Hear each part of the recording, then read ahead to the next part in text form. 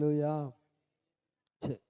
கர்த்தர் வாசம் செய்ய வேண்டுமானால், என் தேவன் நம்மிடத்தில் வாசம் செய்ய வேண்டுமானால் நான் என்ன செய்ய வேண்டும் என்று சொல்லி நாம் கொஞ்ச நேரம் கர்த்தருடைய வார்த்தையை நாம் தியானிக்க போகிறோம். சொல்லுகிறது என்ன கம்பீரித்து பாட வேண்டுமானால், அதாவது நம்முடைய வாழ்க்கையில மகிழ்ச்சி வேண்டுமானால், நம் வாழ்க்கையில சந்தோஷம் வேண்டுமானால், நம்முடைய வாழ்க்கையில துக்கங்கள் மறைபட வேண்டுமானால், நம்முடைய வாழ்க்கையில கண்ணீர் மறைய வேண்டுமானால், இயேசு கிறிஸ்து எங்கெல்லாம் கடந்து வந்தாரோ அங்கெல்லாம் கர்த்தர் மன மகிழ்ச்சியாய் அந்த இடம் மாறி இருக்கிறது. நாயினார் விதவையின் வீட்டிலே போகும் பொழுது அங்கு கண்ணீரை கர்த்தர் மாற்றினார். கானாவூர் கல்யாண வீட்டிலே குறைவுபடும் பொழுது அந்த குறைவுகள் எல்லாவற்றையும் கர்த்தர் என்ன செய்கிறார்? நிறைவாய் மாற்றி சந்தோஷப்படுகிறார். அதனாலதான் சகரியாய் சொல்லுகிறார், அவர் சொல்லும் பொழுது சொல்லுகிறார் சீயோன் குமாரத்தி கம்பீரித்து பாட வேண்டுமானால் கர்த்தர் என் மத்தியிலே இருக்க வேண்டும்.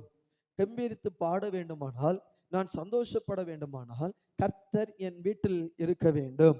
ஆலயத்துக்குள்ளே சந்தோஷம் இருக்க வேண்டுமானால் கர்த்தர் நம் மத்தியிலே உலாவுகிறவராக இருக்க வேண்டும். என் வீட்டில் சந்தோஷம் இருக்க வேண்டுமானால் ஆவியானவர் நம் வீட்டிலே வாசம் பண்ணுகிறவராக இருக்க வேண்டும். ஆவியானவர் எப்பொழுதெல்லாம் என்னுடைய என் வீட்டிலே வேலை செய்கிற இடங்களிலே கர்த்தர் என்னோடு கூட இருந்தால் எப்பொழுதுமே என் வாழ்க்கை மனமகிழ்ச்சியான வாழ்க்கையாய் மாறிவிடுகிறது. அல்லேலூயா, அல்லேலூயா. வேதனை இருந்தாலும், கண்ணீர் இருந்தாலும், பாடுகள் இருந்தாலும், துக்கங்கள் இருந்தாலும் அது எனக்கு சந்தோஷமாய் மாறுகிறதானால் நிச்சயமாய் அவர் என்னோடு கூட இருந்தால் மட்டும்தான் என்னால சந்தோஷமாய் மன மகிழ்ச்சியாய் வாழ முடியும். அல்லேலூயா. அன்னைக்கு யோபு பக்தன் பிசாசானால் பாதிக்கப்படும் பொழுதும், அநேக சகோதரர்களால அவனை ஏளனமாய் பேசும் பொழுதும் அவனுடைய சமாதானம் அவனை விட்டு எடுபடவே இல்லை. ஏன் எடுபடவில்லை என்று சொன்னால், அவனுக்குள்ளே கர்த்தர் ஆவியானவராகவே தேவன் இருந்தார். அல்லேலூயா. அதனால அவனால என்ன செய்ய முடியவில்லை என்று சொன்னால், கர்த்தரை அவனால் தூசிக்க முடியவில்லை. அல்லேலூயா. அப்போ இன்னைக்கு நான் தேவனுக்காக ஏதாகிலும் ஒன்று செய்ய வேண்டும், அல்லது நான் கர்த்தருக்காக வியாதிகள் வந்தாலும் துன்பங்கள் வந்தாலும் கர்த்தர் என்னோடு கூட இருந்தால் நான் ஒரு நாளும் நான் என்ன செய்ய போறதில்லை, செய்ய மாட்டேன். கர்த்தரை தூசிக்க ஒரு நாளும் நான் என்ன செய்யாது, முன் வரவே வராது. அப்ப கர்த்தர் என்னோடு கூட இருந்தால் அவர் என்ன செய்கிறாரோ அதை செய்வதற்கு என் இருதயத்திலே அவர் என்ன போடுகிறாரோ, போய் ஜெபி அப்படின்னு என் இருதயத்திலே போட்டால் நான் ஜெபிக்காமல் என்னால் இருக்கவே முடியாது. அப்போ ஒன்று புரிந்து கொள்ள வேண்டும், கர்த்தர் எனக்குள் இருந்தால் நான் எப்பொழுதும் என் இருதயம் சந்தோஷமாக இருக்கும். அல்லேலூயா. அப்போஸ்தலனாகிய பவுல் சொல்லும் பொழுது சொல்லுகிறார், போதும் என்கிற மனப்பான்மையே என்னது? தேவ பக்தியாக இருக்கிறது. இன்னைக்கு நம்முடைய வாழ்க்கையில போதும் என்கிற மனப்பான்மை இல்லாததுனாலதான் நாம் தேவனுக்கு முக்கியத்துவம் கொடுப்பதற்கு, நாம் மகிழ்ச்சியை பார்ப்பதற்கு துக்கத்தை நாம் அனுபவிக்கிறோம். அல்லேலூயா. மகிழ்ச்சியா இருக்க வேண்டிய இடங்களில சந்தோஷத்தை நாம் இழக்கிறோம். ஏன் என்று சொன்னால், கர்த்தர் என் மத்தியில் இல்லாததுனாலதான். நம் மத்தியில் அவர் இருக்க வேண்டும். அல்லேலூயா. சரி, அவர் வேதம் சொல்லிக் கொடுக்கிறது. நாம் பார்க்கலாம். கொஞ்சம் நம் வேதத்தை பார்க்கும் பொழுது யாத்ராகமத்தின் புஸ்தகம் 20ஆம் அதிகாரத்தை நம்ம வாசிக்கலாம். யாத்ராகமம் 20ஆம் அதிகாரம் 24வது வசனத்தை வாசிங்க. உண்டாக்கி 29 வாசிங்க. இல்லையா? 24 வாசிங்க. என்னை மகிமைப்படுத்துகிற எந்த ஸ்தானத்தை மகிமைப்படுத்துவேன்? வாசிங்க சிஸ்டர். உண்டாக்கி உன் நாடுகளையும்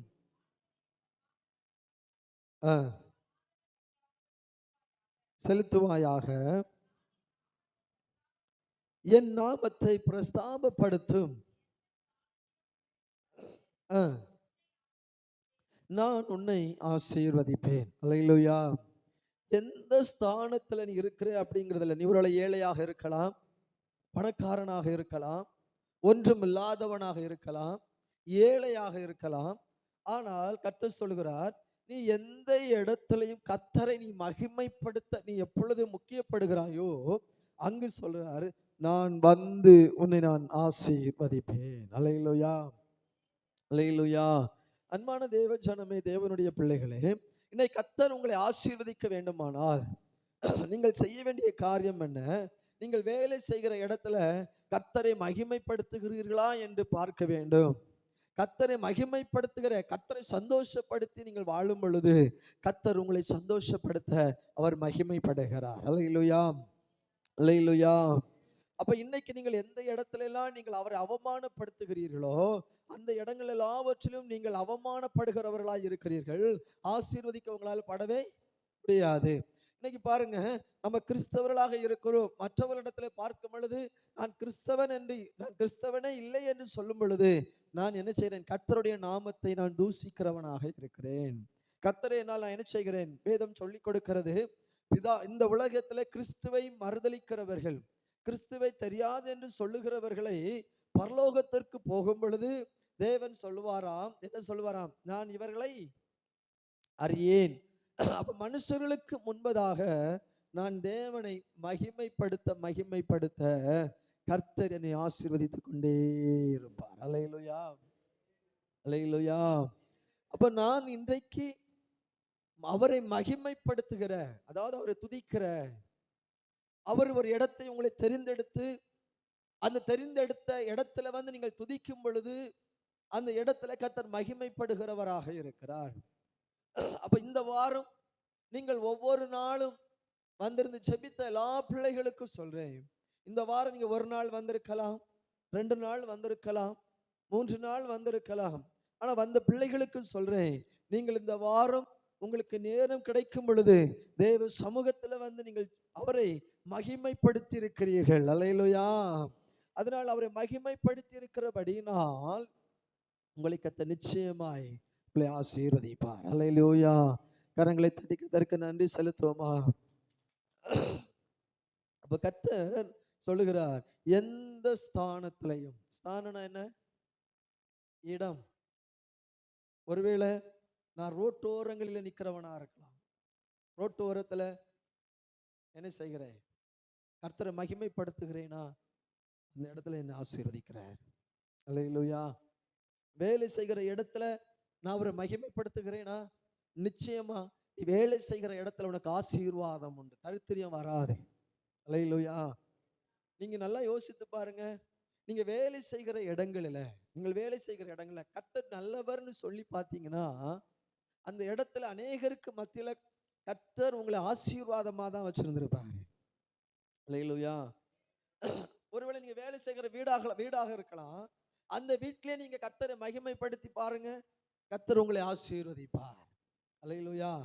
அப்போ கர்த்தர் உங்கள் மத்தியிலே வந்தால், கர்த்தர் உங்களுடைய இல்லத்திலே வந்தால், கர்த்தர் நீங்கள் வேலை செய்கிற இடத்திலே வந்தால் கர்த்தர் உங்களை ஆசீர்வதிக்க நல்லவராக இருக்கிறார். உங்க வீட்டை ஆசீர்வதிக்க நல்லவராக இருக்கிறார்.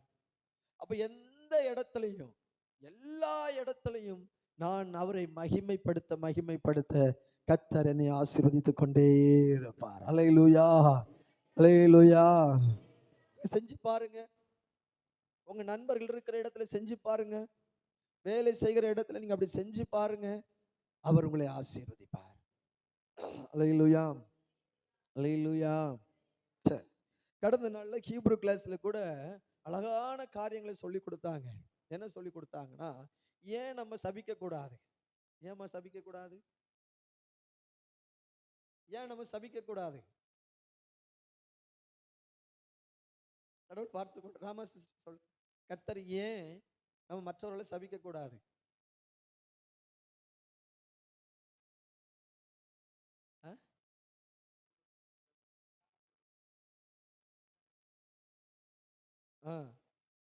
அது அழகா எக்ஸ்பிளைன் பண்ணி அழகாக சொல்லி கொடுத்தாங்க. எனக்கு தகுதி, அந்த நான் ஒரு காரியத்தை செஞ்சு அந்த காரியம் வந்து நான் சாபத்திற்கு ஏற்றவனாக இருந்தால் மட்டும்தான் சாபம் எனக்கு வரும். அல்ல, அந்த சாபம் எனக்கு வராது. அதனாலதான் பைபிள் சொல்லுது, நீங்கள் எதற்காக தெரிந்து கொண்டீர்கள்? சபிப்பதற்காக நீங்கள் தெரிந்து கொள்ளவில்லை, நீங்கள் பிறரை ஆசீர்வதிப்பதற்காகவே தான் தெரிந்து கொண்டீர்கள். அல்லேலூயா. அதனாலதான் ஊழியக்காரங்க நல்லா ஆகுறாங்க. அதனாலதான் ஊழியக்காரங்க எல்லாம் நல்லா இருக்காங்க. ஏன் நம்ம என்ன கெட்டு போயிட்டே இருக்கோம் அப்படின்னா, வேற ஒண்ணும் இல்ல. நம்ம எடுத்த எடுப்பிலே என்ன செஞ்சிடறோம்? சபிச்சிடுறோம். அப்ப சபிக்க சபிக்க நீ இப்ப என்ன சபிக்கிறேன்னு வச்சுக்க, எனக்கு அதுக்கு பாத்திரவானே நான் இல்ல. நான் அந்த தப்பே செய்யல. ஆனா நீ எவ்வளவு சாபம் போட்டாலும் எனக்கு ஒண்ணுமே ஆகாது. ஏன் ஆகாதுன்னா, நல்லா புரிஞ்சுக்கணும். நான் அதுக்கு பாத்திரவான் ஆகல. அந்த சாபம் நிச்சயமாய் உனக்கு தான் வரும். அல்லேலூயா. அந்த சாபம் உனக்கு அப்படியே திரும்ப என்ன செய்யும்? வரும். அப்ப அந்த பாத்திரவானா யார் இருக்கிறார்களோ அவர்களுக்கு அந்த சாபம் போகும். அதனாலதான் நான் சொல்றேன், நீங்கள் சபியாதிருங்கள். நீங்கள் ஆசீர்வதிக்க வேண்டியதே தவிர நீங்கள் பிறரை சபியாதிருங்கள். அல்லேலூயா, அல்லேலூயா. இப்ப நீ இன்னொருவரை ஆசீர்வதிக்கிறேன்னு வச்சுக்கோயேன், இன்னொருவரை ஆசீர்வதிக்கிறீங்கன்னு வச்சுருங்களேன், அந்த ஆசீர்வாதம் அவர்களுக்கு செட் ஆகாதுன்னா அந்த ஆசீர்வாதம் அப்படியே என்ன செஞ்சிடும்? என்ன செஞ்சிடும்? திரும்பி வரும்.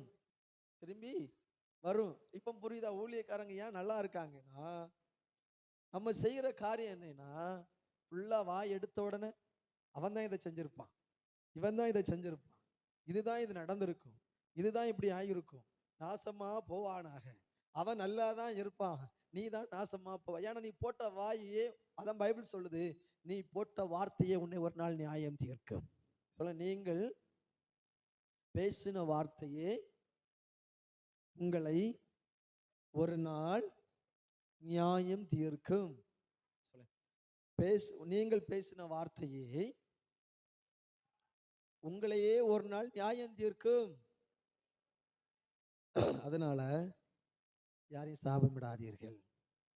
முடிஞ்ச அளவுக்கு என்ன செஞ்சிருங்க, யாருக்கெல்லாம் ஜோம் பண்ணணும்னு தோணுதோ ஒரு 50 வார்த்தை வாக்குத்தத்தமா அடிச்சிரு. அந்த வாக்குத்தத்தம் எல்லாம் யாருக்கு? அவங்களுக்கு செட்டு இல்லைன்னா அந்த வாக்குத்தத்தம் எல்லாம் அப்படியே வந்துடும்.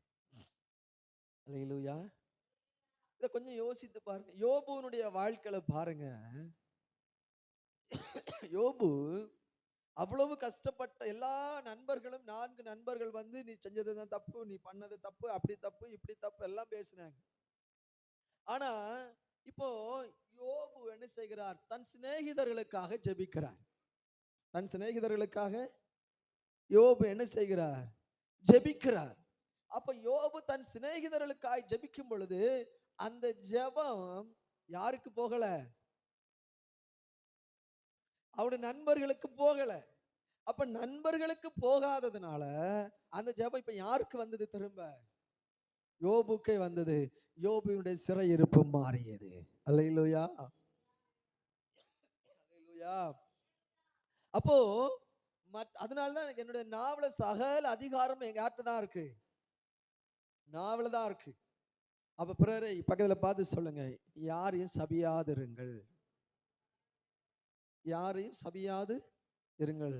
யாவரையும் ஆசீர்வதிங்கள். யாவரையும். ஆமா.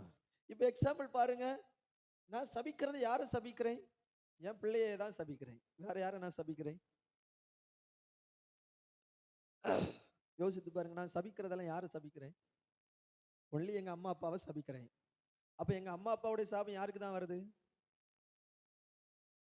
பிள்ளைகளுக்கு தான் வருது. அப்ப நான் சபிச்சும் எங்க அப்பா அம்மாவை சாபம் விட்டதும் யாருக்கு தான் வருது? எனக்கு தான் வருது. என் பிள்ளைகளை சபிச்சாலும் என் பிள்ளைகளுக்கு தான் போகுது. அப்ப என் பிள்ளை கஷ்டப்படும் பொழுது யாருக்கும் தான் வலி? நமக்கு தான் வலி. ஆக மொத்தம் எல்லாருக்கும் உள்ளதெல்லாம் சேர்ந்து நம்ம தான் என்ன செய்ய வேண்டியதா இருக்கு? வலி யாருக்கு தான் இருக்கு? நமக்கு தான். அதனாலதான் கர்த்தர் சொல்றாரு, நீ யாரையும் சபிக்காத. வேலை பார்த்து நீ யாரையும் சபிக்காத. ஜோம் பண்ணும் போதெல்லாம் ஜோம் பண்ணிரு. அதனாலதான் என்னதோ நான் அநேகருக்கு வீட்டுக்காக ஜோம் பண்ணுவேன். ஆண்டவரே, எல்லாருக்கும் வீடை கட்டி கொடுத்துரும், வீட்டை கட்டி கொடுத்துரும். இடம் வாங்காதவங்க எல்லாம் இடம் வாங்குங்க, இடம் வாங்கட்டும் வாங்கட்டும். நான் ஜோம் பண்ணி நான் இடம் வாங்கிட்டேன். நீங்க இன்னும் புரியுதா? பாஸ்டர் சைக்கிள்ல வந்தாரு, அடுத்த பைக்ல வர்றாரு, அடுத்த கார்ல வர்றாரு, அடுத்த ஹெலிகாப்டர்ல வர்றாருன்னு சொல்ல காரணம் என்னன்னா, நான் ஆசீர்வாதம் உங்களுக்கு கொடுக்கும் பொழுது அதுக்கு நீ பாத்திரவானாக இல்லைன்னா அந்த ஆசீர்வாதம் அப்படியே ரிட்டர்ன் யாருக்கு வந்துருது? எனக்கு வந்துருது. அப்ப உனக்கு நான் என்னெல்லாம் ஜோம் பண்ணணும் அதெல்லாம் இப்ப யாருக்கு வந்துருது? பாஸ்டருக்கு தான் வரும். சரி, கர்த்தர் நல்லவர். அல்லேலூயா, அல்லேலூயா. அப்ப அப்போ அந்த ஆசீர்வாதத்தினுடைய சொந்தக்காரர் யாரு? என் இயேசு கிறிஸ்து. அவர் சிலுவையிலே மரித்து அந்த ஆசீர்வாதத்தை எனக்கு கொடுத்திருக்கிறார். அல்லேலூயா. நீங்களும் நானும் யார்தான்? புறஜாதியாக இருக்கிற நமக்கு அவர் என்ன செஞ்சிருக்கிறார்? புறஜாதிகளிலிருந்து நம்மளை அவர் மீட்டெடுத்து என்னை அவர் ஆசீர்வதித்திருக்கிறார். அல்லேலூயா, அல்லேலூயா. அப்ப எந்த இடத்துல நீ மகிமைப்படுத்து. உன்னை திட்டுனாங்களா, உன்னை அவமானப்படுத்துறாங்களா, நீ அதுக்கு ஆப்போசிட்டாவே சொல்லு. நீ வந்து அவங்க சாபம் போடுறாங்களா, நீ சொல்லு நீ நல்லா இருப்பா அப்படின்னு சொல்லி பாரு. நம்ம நல்லா தான் இருப்போம், அவன் தான் அழிஞ்சு போவான். அல்லேலூயா. எத்தனை நான் சொன்னது உங்களுக்கு புரிஞ்சுது? அல்லேலூயா. அதனால நீங்க என்ன செய்யுங்க, எந்த இடத்துலையும் நீங்கள் சபிக்காதிருங்கள், நீங்கள் ஆசீர்வதிக்க வேண்டியது அல்லாமல் சபியாதிருங்கள். அல்லேலூயா. அடுத்தது வாசிக்கலாமா? 2 நாளாகமத்தின் புஸ்தகம் 20:22.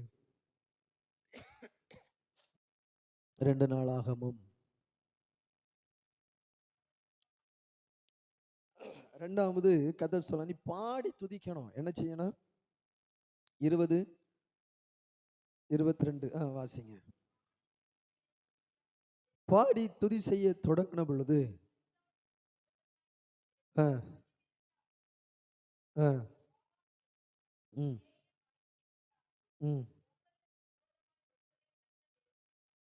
எழும்ப பண்ணினதினால் அவர்கள் வெற்றுண்டு விழுந்தார்கள். அல்லேலூயா. கர்த்தர் சொல்லும் பொழுது சொல்லுகிறார், நீ சும்மா இரு. கர்த்தர் என்ன சொன்னாரு?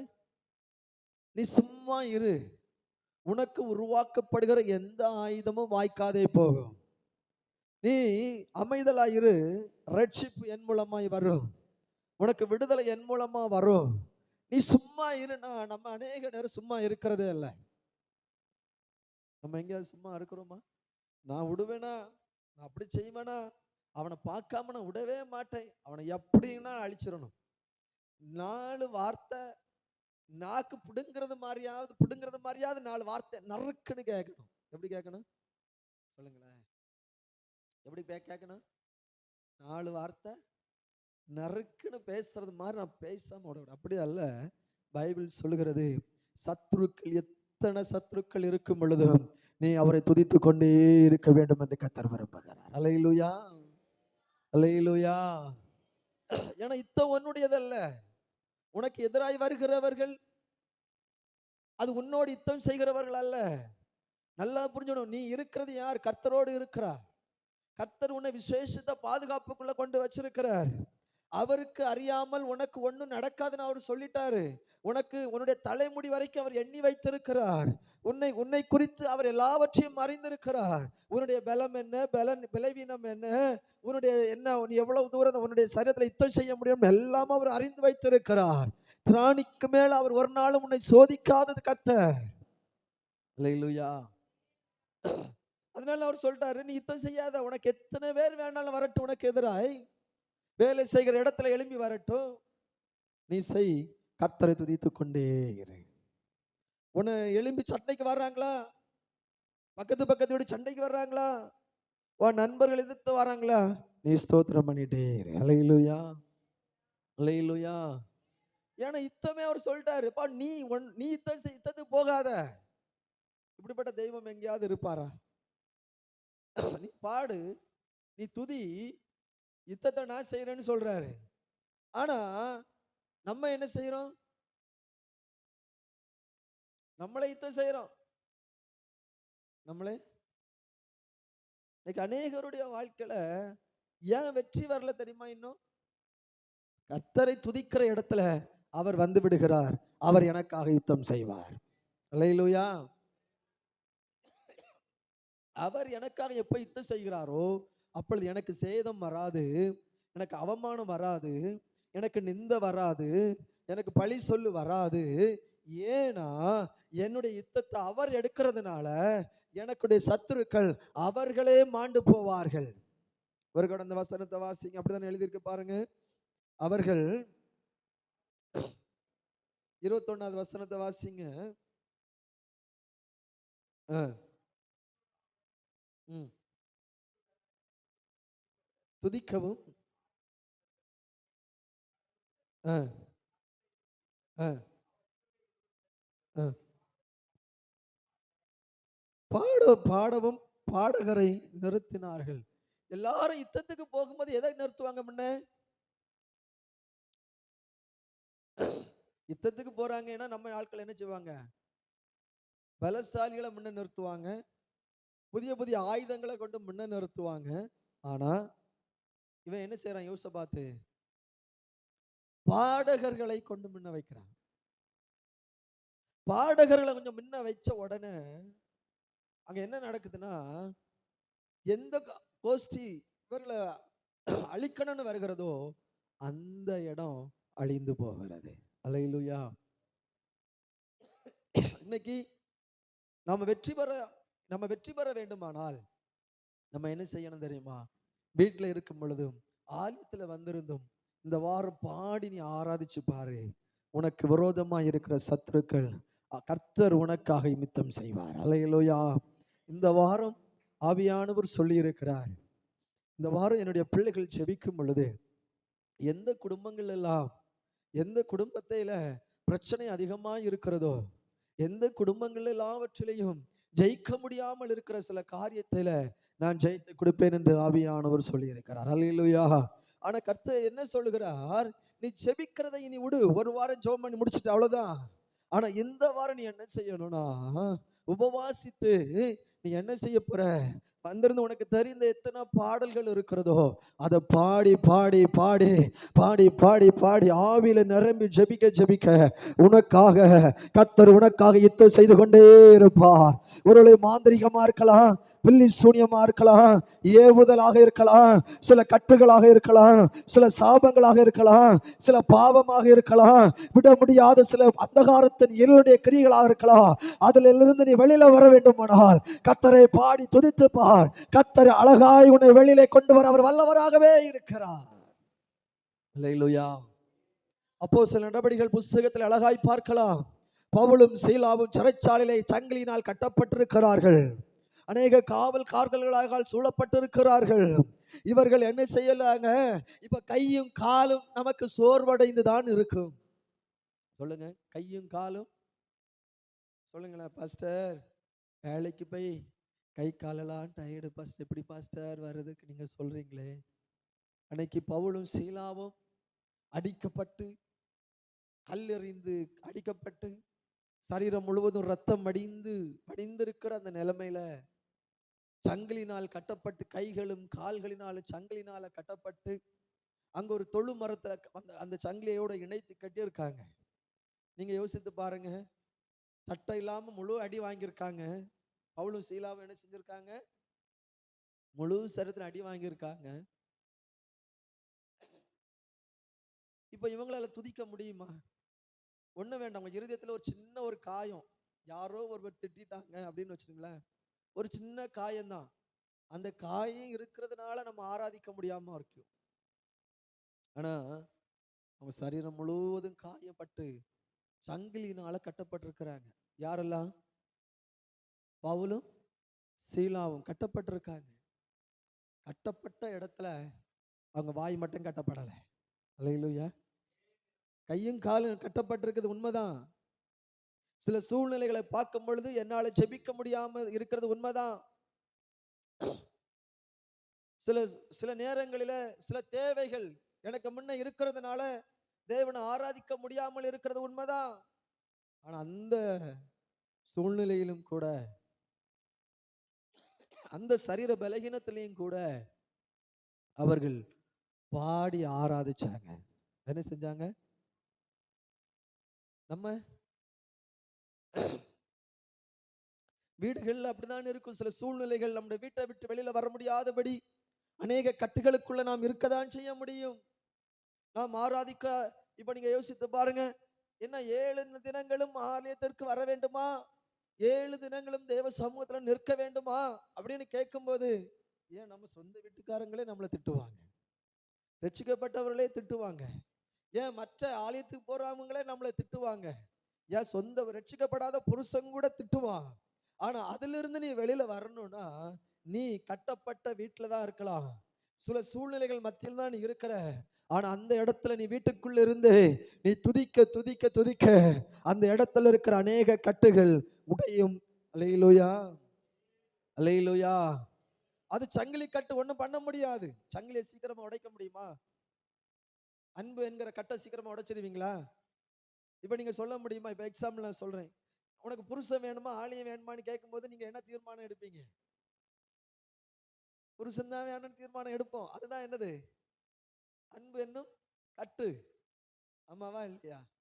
அதுதான் சங்கிலி. இப்ப பிள்ளை வேணுமா உனக்கு ஆலயம் வேணுமான்னு கேட்டா நீங்க என்ன செய்வீங்க?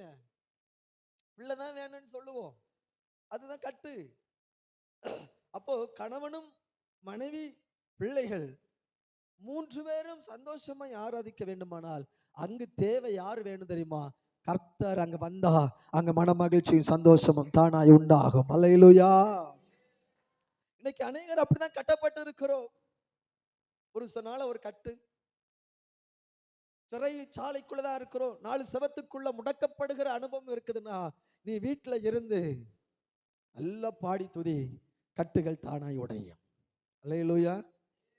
ஒரு கிராமத்து நிமித்தமாய் ஐயோ ஆராதிக்கிறதுனால, தேவனை தேடுகிறதுனால ஊர் ஒருவேளை ஒன்ன தவறாய் பேசலாம், ஊர் ஒண்ணு பேசலாம், உங்க வீடு ஒன்னை தவறாய் பேசலாம், உங்க உறவினர்கள் தவறாய் பேசலாம். ஆனால் நீ சிறைப்பட்டுதான் இருக்கிறாய்.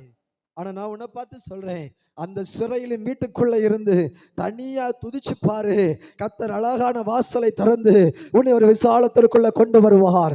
அந்த எந்த கட்டுகளாக இருந்தாலும் அந்த கட்டுகள் எல்லாம் ஆவியானவர் உள்ள வரும் பொழுது அது பலகீனம் என்ற கட்டுகளாக இருக்கலாம், வியாதி என்கிற கட்டுகளாக இருக்கலாம், சோர்வு என்கிற கட்டுகளாக இருக்கலாம், அன்பு என்கிற கட்டுகளாக இருக்கலாம், உற்சாகமின்மை என்ற கட்டுகளாக இருக்கலாம், தேவனை தேடுகிறதற்கு ஆர்வமில்லாத கட்டுகளாக இருக்கலாம், ஐயோ இவ்வளவு தூரம் போய் ஆராதிக்க வேண்டுமா என்கிற கட்டுகளாக இருக்கலாம்.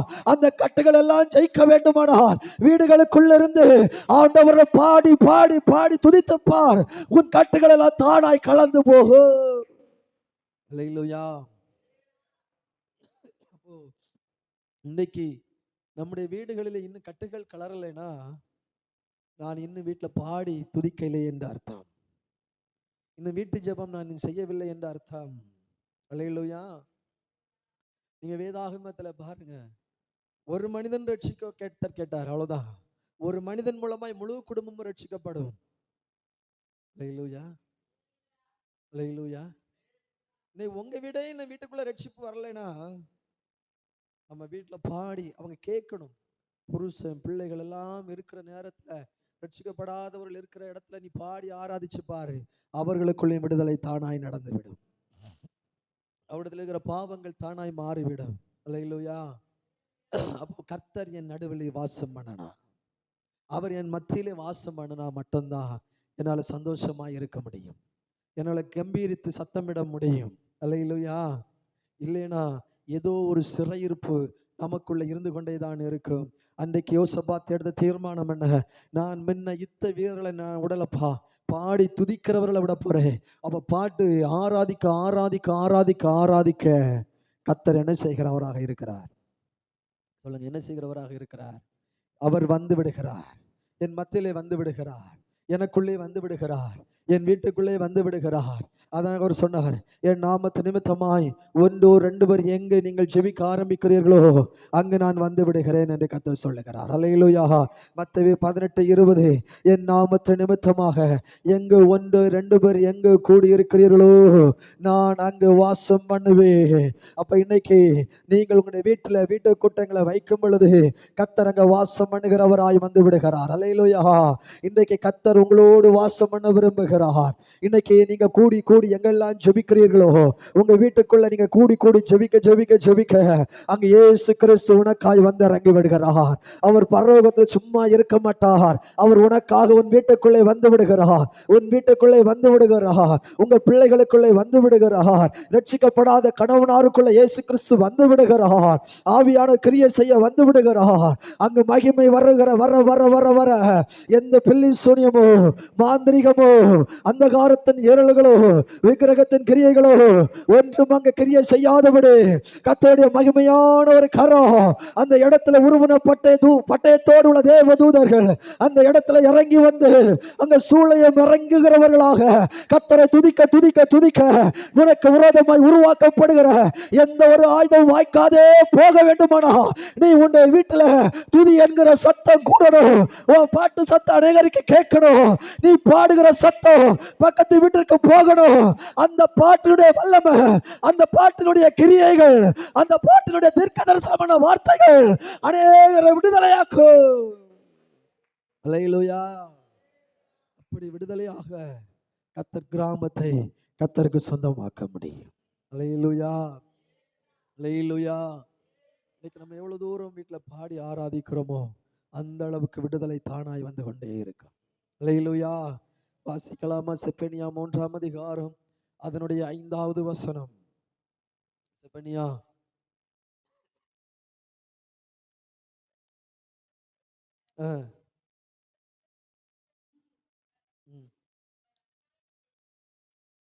அவர் அநியாயம் செய்வதில்லை,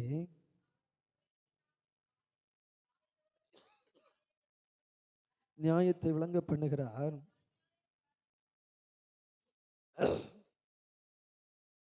அதுல செப்பனியா 3:15 என்ன சொல்லுது?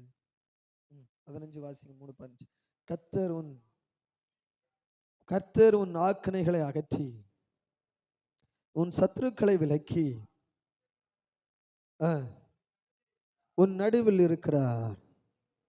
இனி நீ தீங்கை காணாதிருப்பாய். அல்லேலூயா. அப்ப தீங்கு காணாமல் இருக்க வேண்டுமானால் கர்த்தர் உன் நடுவில் இருக்க வேண்டும். சொல்ல கர்த்தர், கர்த்தர் சொல்ல கர்த்தர், கர்த்தர் இருந்தா நீ தீங்கை காணாதிருப்பாய். இன்னைக்கு நம்முடைய வாழ்க்கையில ஏன் தீங்கு வருது? கர்த்தர் என் நடுவில் இல்லை. அப்ப அவர் என்னோடு கூட இருந்தா எனக்கு தீங்கு வராது. தீங்குனா என்ன? தீங்குனா என்ன? பிறர் செய்கிற குழி தோன்றாங்க பாருங்க, அந்த குழி ஒண்ணு எனக்கு ஒண்ணும் செய்யாது. யோசேப்பே, உன் சகோதரர்கள் உனக்கு குழி பறித்தார்களா? நான் உன்னோடு கூட இருக்கிறேன், நீ தீங்க காண மாட்ட. அல்லேலூயா, அல்லேலூயா. இன்னைக்கு உன்னுடைய உறவினர்கள் உனக்கு குழி பறிக்கலாம், உன் சகோதரர்கள் உனக்கு குழி பறிக்கலாம். ஆனா யோசேப்போடு கர்த்தர் இருந்தார். யோசேப்போடு கர்த்தர் கூட இருந்தார்.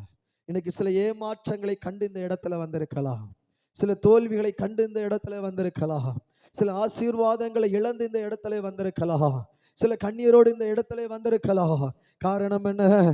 என்னுடைய உறவினர்கள் என்னை எப்படி ஏமாற்றி விட்டார்கள், என்னுடைய குடும்பம் என்னை ஏமாற்றி விட்டது, என்னுடைய பிள்ளைகள் என்னை ஏமாற்றி விட்டார்கள், என்னுடைய கூடி பரப்புகள் என்னை ஏமாற்றி விட்டார்கள். ஆனால் நீ ஒண்ணு மட்டும் சொல்லு, இனி என்னை யார் என்னை ஏமாற்றினாலும் கர்த்தர் என்னுக்குள் இருக்கிறபடினால அவர்கள் என்னை என்ன செய்தாலும் ஒன்றும் செய்ய முடியாது. கர்த்தர் எனக்கு பார்த்து சொல்லுகிறார், இனி நீ தீங்கை காணாதிருப்பாய், இனி நீ அவமானப்படுவதல்ல, நீ இனி தீங்கை காணாதிருப்பாய். அல்லேலூயா. 2 வருடங்களுக்கு முன்பதாய் கர்த்தர் அதான் அழகாய் சொன்னார். என்ன சொன்னார் தெரியுமா? 19வது வசனத்தை வாசிங்க. எத்தனைவருக்கு ஞாபகம் இருக்கு என்று எனக்கு தெரியவில்லை. வாசிக்கலாமா? தண்டிப்பேன், தள்ளுண்டவனை சேர்த்துக் கொள்வேன்.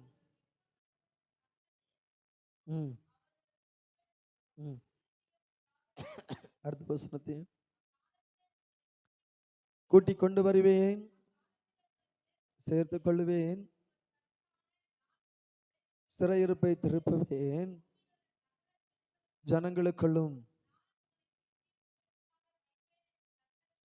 கீர்த்தியும் புகழ்ச்சியமாக வைப்பேன் என்று கர்த்தர் சொல்லுகிறார். அல்லேலூயா. அப்போ கீர்த்தியும் புகழ்ச்சியுமா என்ன வைக்கணும்னா அவர் என் நடுவிலே வாசம் பண்ணணும். அல்லேலூயா, அல்லேலூயா.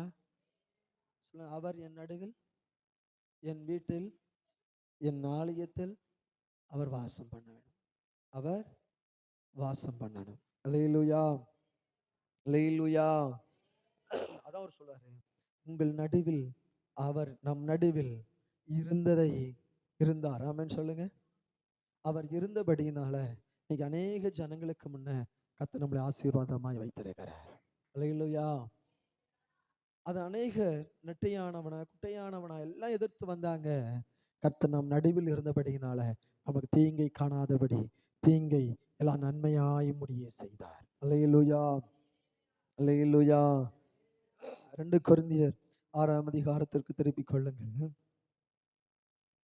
2 கொரிந்தியர் 6ஆம் அதிகாரம் 16வது வசனத்தை வாசிங்க. தேவனுடைய ஆலயத்திற்கும் சம்பந்தம் ஏது? நான் ஒருக்கோட திரும்ப வாசிங்க. சம்பந்தம் ஏது? வாசம் பண்ணி அவர்களுக்குள்ளே உலாவி தேவனாய் இருப்பேன், அவர்கள் என் ஜனங்களாய் இருப்பார்கள் என்று தேவன் சொன்னபடி நீங்களே ஜீவனுள்ள தேவனுடைய ஆலயமாய் இருக்கிறீர்களே, ஆனபடியால் புரிந்து போய் அசுத்தமானதை தொடாதிருங்கள் என்று கர்த்தர் சொல்லுகிறார். அப்பொழுது நான் உங்களை ஏற்றுக்கொண்டு உங்களுக்கு பிதாவாய் இருப்பேன், நீங்கள் எனக்கு குமாரரும் குமார்த்திகளுமாய் இருப்பீர்கள் என்று சர்வ வல்லமை உள்ள கர்த்தர் சொல்லுகிறார். அல்லேலூயா, அல்லேலூயா. அப்ப கர்த்தர் சொல்லுகிறார், சிலவற்றிலிருந்து நீங்கள் பிரிக்கப்படும் பொழுது கர்த்தர் உங்களை பரிசுத்தமாக்குகிறார். அல்லேலூயா. எதிலிருந்து பிரிக்கப்பட வேண்டும்? எதிலிருந்தெல்லாம்? அசுத்தமான காரியங்களிலிருந்து நீங்கள் என்ன செய்யப்பட வேண்டும்?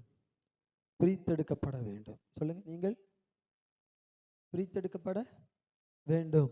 அப்ப நீங்க பிரித்தெடுக்கப்படும் பொழுதுதான் என்ன நடக்கும்? பரிசுத்த ஆவியானவர் உம் நடுவிலே வாசம் பண்ணுவார். அல்லேலூயா. இன்னைக்கு வரைக்கும் நம்ம வீடுகள்ல விக்கிரக போட்டோ இன்னைக்கும் தான் இருக்கு. வாசம் பண்ண முடியாது. ஆவியான நம்முடைய இல்லத்துக்குள்ளே வாசம் பண்ண முடியாது. தேவையில்லாத அசுத்தமானவைகள் எல்லாவற்றையும் வீட்டிலே கொண்டு வைத்தால் ஆவியான நம்முடைய வீட்டுக்குள்ளே வாசம் பண்ண முடியாது. அல்லேலூயா, அல்லேலூயா. தேவையில்லாத காரியங்களை வீட்டுக்குள்ள வைத்திருப்போமானால் வீட்டுக்குள்ளே கர்த்தர் வாசம் பண்ண முடியாது. அப்ப வீட்டுக்குள்ளே கர்த்தர் வாசம் பண்ண வேண்டுமானால் சிலவற்றை அசுத்தமானவைகளை யாவை என்ன செய்யணும்? யோசுவா புஸ்தகம் 3:5 சொல்லுகிறது. என்ன சொல்கிறதுனா, அசுத்தமானது எல்லாவற்றையும் விட்டு வாருங்கள், நான் உங்கள் தேவனாக இருப்பேன் என்று கர்த்தர் சொல்லுகிறார். அல்லேலூயா. சாபத்தீடானது உங்களிடத்தில் இருக்கிறது வரையிலும் உங்களுடைய வாழ்க்கையில் என்ன இருக்காது? ஆசீர்வாதம் இருக்காது. என கர்த்தர் அங்க தங்க மாட்டார். ஆவியானவர் அந்த வீட்டுக்குள்ள வாசம் பண்ண மாட்டார்.